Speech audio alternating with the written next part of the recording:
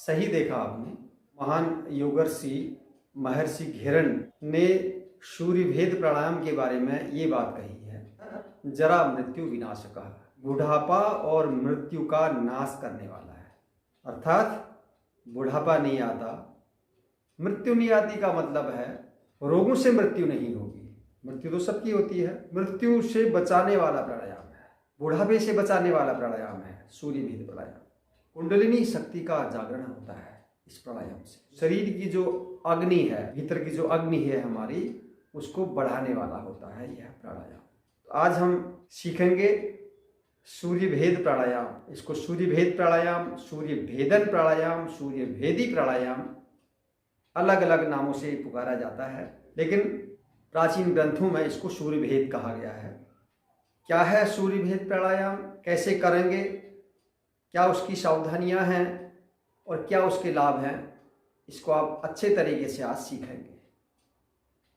इसके बारे में हमारे जो प्राचीन ग्रंथ हैं हठ योग के, चाहे हठ प्रदीपिका है या घेरन संहिता है, उनमें विस्तार से इसका वर्णन है। घेरन संहिता में अधिक विस्तृत वर्णन सूर्य भेद का मिलता है।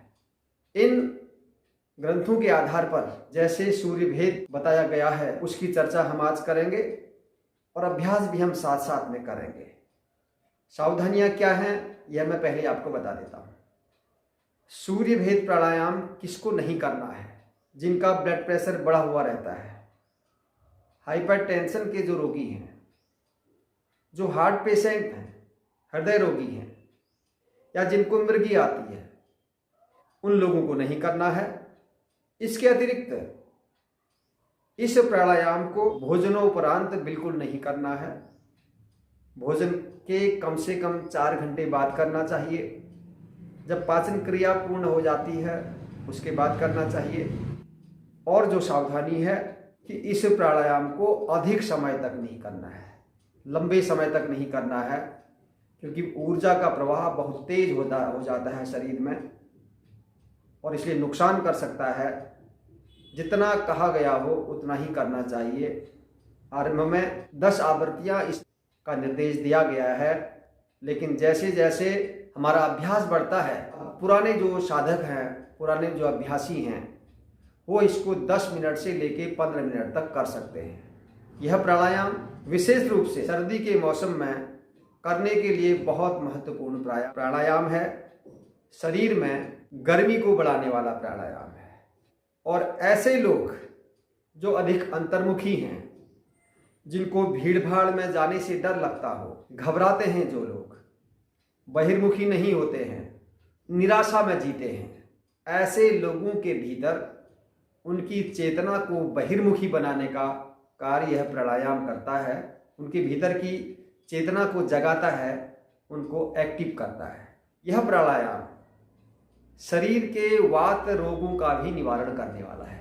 पिंगला नाड़ी को जागृत कर ऊर्जावान बना देता है, शरीर के भीतर की ऊर्जा को बढ़ा देता है। जो लोग सुस्त रहते हैं, आलसी रहते हैं, उनके लिए भी बहुत अच्छा है सूर्य भेद प्राणायाम। इसको करने से आलस्य दूर होगा, सुस्ती दूर होगी, शरीर में फुर्ती आएगी, शरीर एक्टिव बनेगा। बहुत लोगों को बाह्य जगत से व्यवहार करने में कठिनाई होती है, लोगों से अपनी बात रखने में, समाज के बीच में अपनी बात कहने में हिचक होती है, कठिनाई होती है व्यवहार करने में बाह्य जगत से। तो ऐसे लोगों के लिए भी यह प्राणायाम बहुत लाभकारी साबित होगा। निम्न रक्तचाप वाले मरीजों के लिए भी लाभकारी है सूर्य भेद प्राणायाम। बांझपन के लिए भी लाभकारी इसको बताया गया है।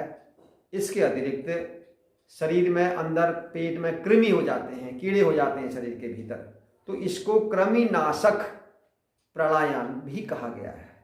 शरीर के भीतर के कीड़ों को मारने वाला है।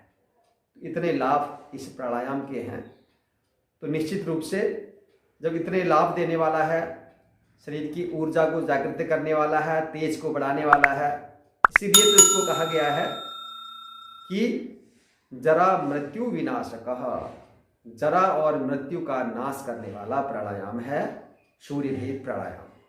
तो आइए आज सीखते हैं कैसे करेंगे सूर्य भेद प्राणायाम। उसकी संपूर्ण विधि हम अब सब लोग साथ साथ करते हैं, इसको सीखते हैं। ठंडे का मौसम, आजकल जाड़े की ऋतु है, तो इस मौसम के लिए तो बहुत लाभकारी है, शरीर में गर्मी बढ़ाएगा। लेकिन बहुत अधिक गर्मी जिन क्षेत्रों में रहती है, उष्ण प्रदेश के लोगों के लिए बहुत गर्मी में इस प्राणायाम को नहीं करना चाहिए, बचना चाहिए। गर्मी की ऋतु में भी कर सकते हैं, सुबह के समय जब मौसम ठंडा रहता हो, और कम अवधि तक के लिए, बहुत देर तक नहीं करना है। इस प्राणायाम को अधिक समय तक 10 से 15 मिनट तक भी कर सकते हैं जो पुराने साधक हैं। लेकिन जो नए साधक आप में से हैं, अभी अभी जो शुरू कर रहे हैं, उनको एक बार में 10 आवृत्तियों से अधिक इस प्राणायाम को नहीं करना चाहिए। चलिए आरंभ करते हैं। सूर्य भेदी प्राणायाम। किसी भी आसन विशेष में सहज रूप से बैठ जाना है।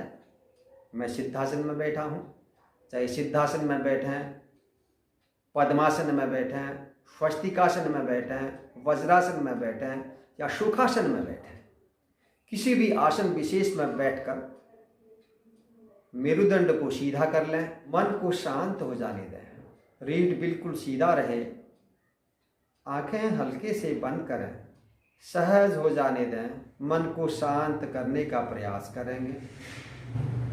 श्वासों के प्रति एकाग्रता बनाएं। जब श्वासें गहरी होने लगें, लंबी होने लगें, तब आरंभ करेंगे सूर्य भेद प्राणायाम।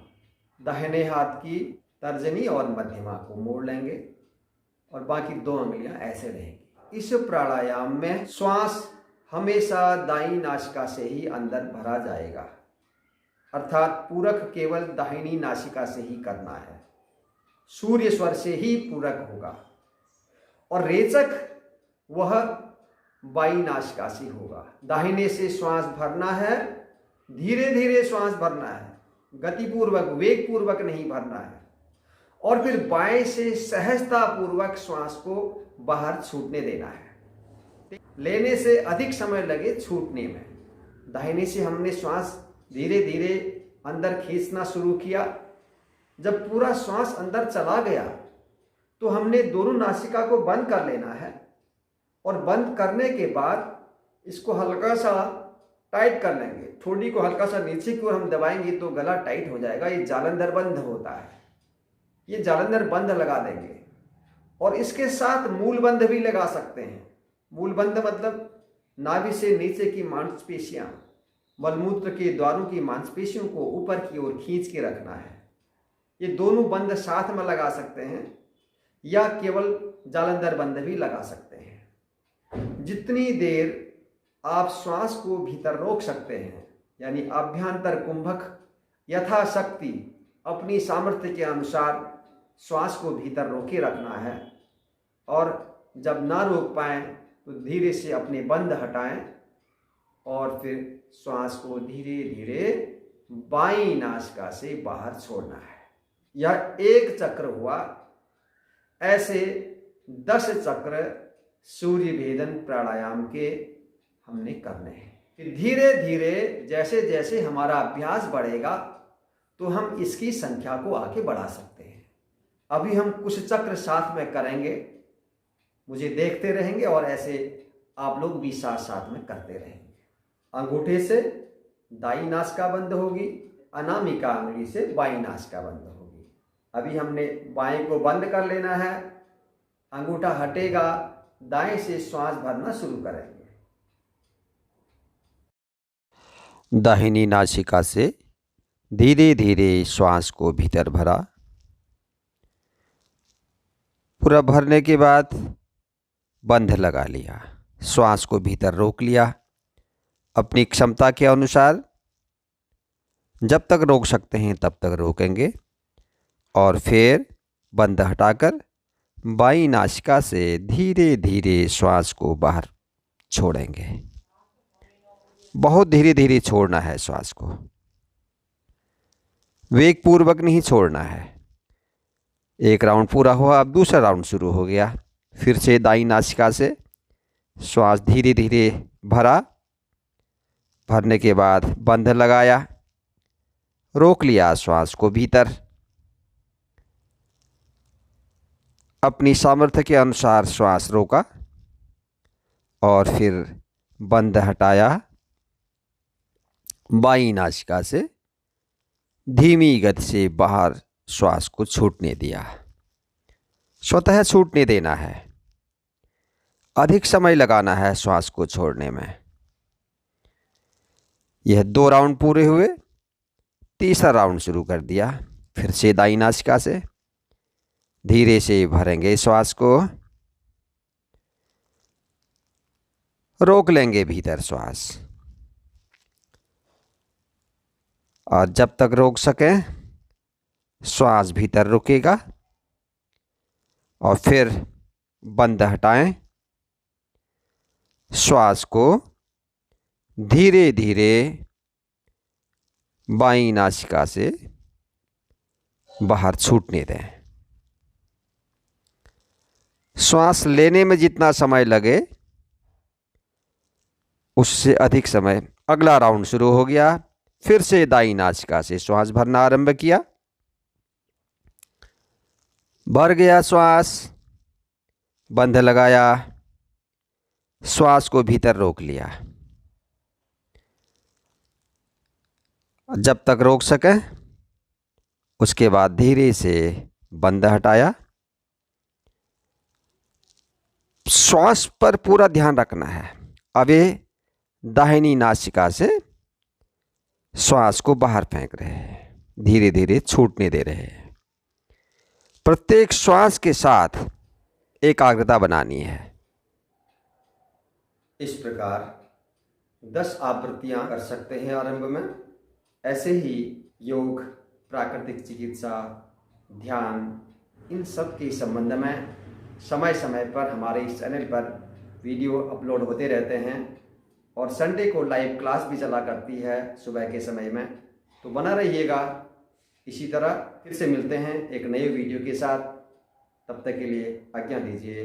धन्यवाद। ओम।